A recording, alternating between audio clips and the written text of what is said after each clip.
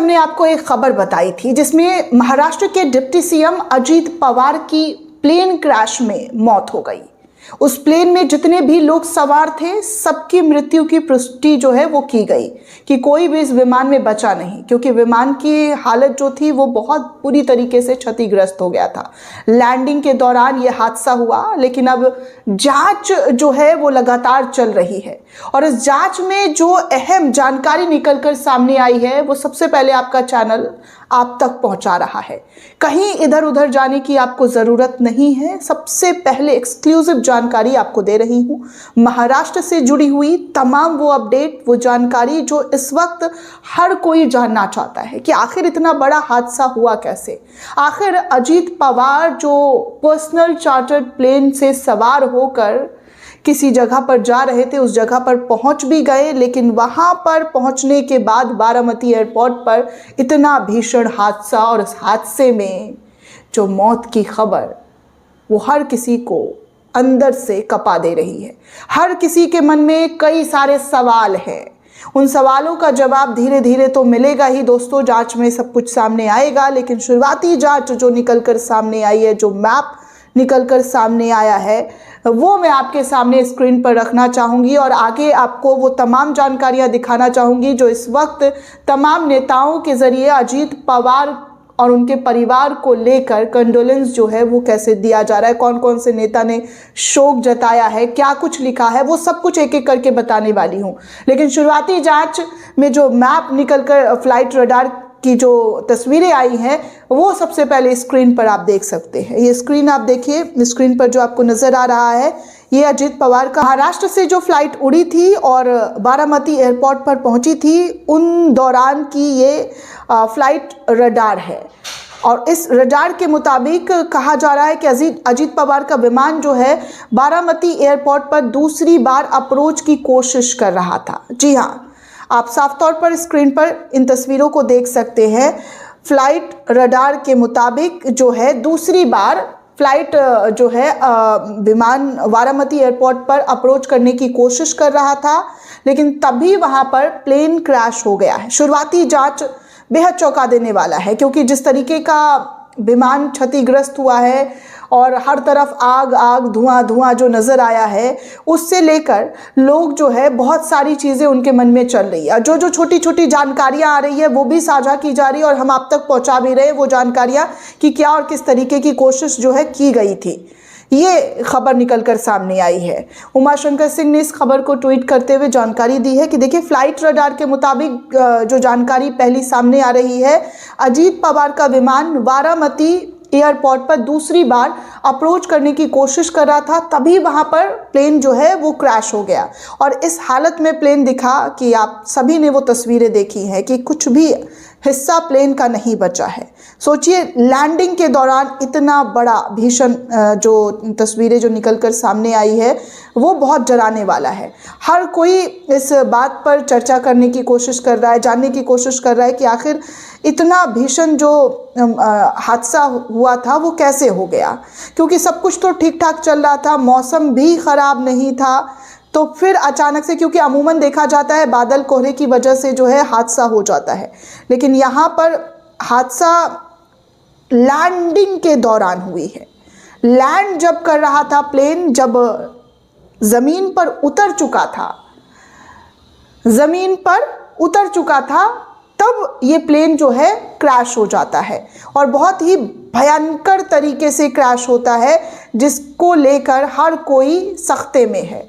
हर कोई ये जानने की कोशिश कर रहा है कि इतना भीषण हादसा कैसे हो सकता है। छोटा मोटा भी हादसा हो सकता था, आग लग सकती थी, इमरजेंसी एग्जिट हो सकता था, लेकिन यहाँ पर पूरा का पूरा प्लेन जो है वो क्षतिग्रस्त हो गया और टुकड़े टुकड़े में तब्दील हो गया, आग की लपटें नज़र आने लगी। तो हर किसी का दिमाग बहुत तरीके से सोचने पर मजबूर हो रहा है। आप भी सोच रहे होंगे, मैंने भी बहुत सोचा है, मैंने भी बहुत चीज़ों को गंभीरता से लेने की कोशिश की, आखिर कैसे हुआ, क्या वजह रही होगी, क्योंकि महाराष्ट्र में तो दोस्तों इतनी ठंडी भी नहीं होती है। पहाड़ी एरिया में तो समझ में आता है कि भाई ठंडी है, जंगल है, घना कोहरा है, तो विमान क्रैश हो जाता है। लेकिन उस जगह पर विमान क्रैश हुआ जहां पर आप लैंड कर रहे थे और लैंडिंग से वहां पर इस कदर, और अजीत पवार की जाने की उम्र भी नहीं थी, ऐसा तो नहीं था कि वो बहुत बुज़ुर्ग थे और अच्छे खासे थे, पॉलिटिकल करियर उनका अच्छा खासा चल रहा था, बीजेपी में गए थे, उनको डिप्टी सीएम की कुर्सी मिली थी। हालांकि मनमुटाव लगातार भाजपा से उनका बनता हुआ नज़र आ रहा था, लेकिन खैर जो हुआ वो बहुत दुखद है। उनके परिवार के प्रति शोक संवेदना है, देश का संवेदना है, तमाम पॉलिटिशियन का संवेदना है। अब आप देखिए कि अखिलेश यादव जो उत्तर प्रदेश के पूर्व मुख्यमंत्री हैं, उनके ज़रिए कंडोलेंस दिया गया है। वो लिखते हैं कि महाराष्ट्र के डिप्टी सीएम श्री अजीत पवार जी का विमान दुर्घटना में निधन अत्यंत दुखद है। ईश्वर उनकी आत्मा को शांति दे। शोक संतप्त परिवारजनों के प्रति गहरी संवेदनाएं। तो इस तरीके से जो है अखिलेश यादव का संवेदना दिया गया है। वहीं ममता बनर्जी का स्टेटमेंट दोस्तों सामने आया है, जहां पर ममता बनर्जी ने तो साफ तौर पर, जी हाँ, साफ तौर पर कंडोलेंस के साथ साथ ये कहा है कि जांच होनी चाहिए, निष्पक्ष जांच।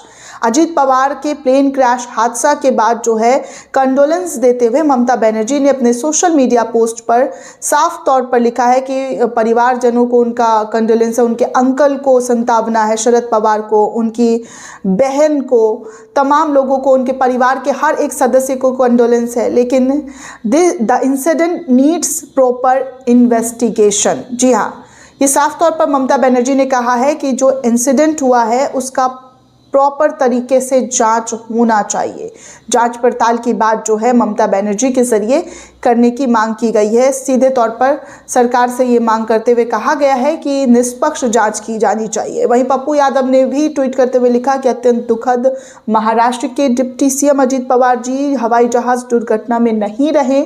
मेरी संवेदना उनके परिवारजनों के साथ है, उनकी आत्मा को शांति मिले। पूर्व मुख्यमंत्री विजय रूपाणी जी के बाद अजीत पवार जी, उससे पहले सीडीएस विपिन रावत जी सब हवाई दुर्घटना में शिकार हुए। संयोग dash dash dot dot dot करके ऐसे उन्होंने ट्वीट किया है। हर किसी के मन में कुछ ना कुछ चल रहा है दोस्तों। प्रधानमंत्री नरेंद्र मोदी जी ने भी ट्वीट करते हुए कंडोलेंस दिया है और उनका एक वो देख सकते हैं तस्वीरों के माध्यम से कि उनके परिवार के लोगों को और उनके पार्टी में जो योगदान था उनको याद करते हुए प्रधानमंत्री नरेंद्र मोदी ने फ़ोटो शेयर करते हुए कंडोलेंस शेयर किया है और कहा है कि उनके परिवारजनों के इस दुख के घड़ी में वो खड़े हुए नजर आ रहे हैं। राहुल गांधी की तरफ से भी शोक संवेदनाएं दी गई हैं और कहा गया है कि अजीत पवार जी और उनके सहयोगी सहयात्रियों की आज हवाई जहाज दुर्घटना में निधन का समाचार अत्यंत पीड़ादायक है। शोक के पल में महाराष्ट्र की जनता के साथ हूँ। समस्त परिवार जो पवार परिवार है और प्रियजनों को इस दुखद घड़ी में अपनी संवेदनाएं व्यक्त करता हूं। वहीं राहुल गांधी की बहन प्रियंका गांधी ने भी ट्वीट करते हुए लिखा है कि महाराष्ट्र में हुई भयानक विमान दुर्घटना में उप मुख्यमंत्री श्री अजीत पवार जी और अन्य लोगों के निधन का समाचार अत्यंत दुखद है।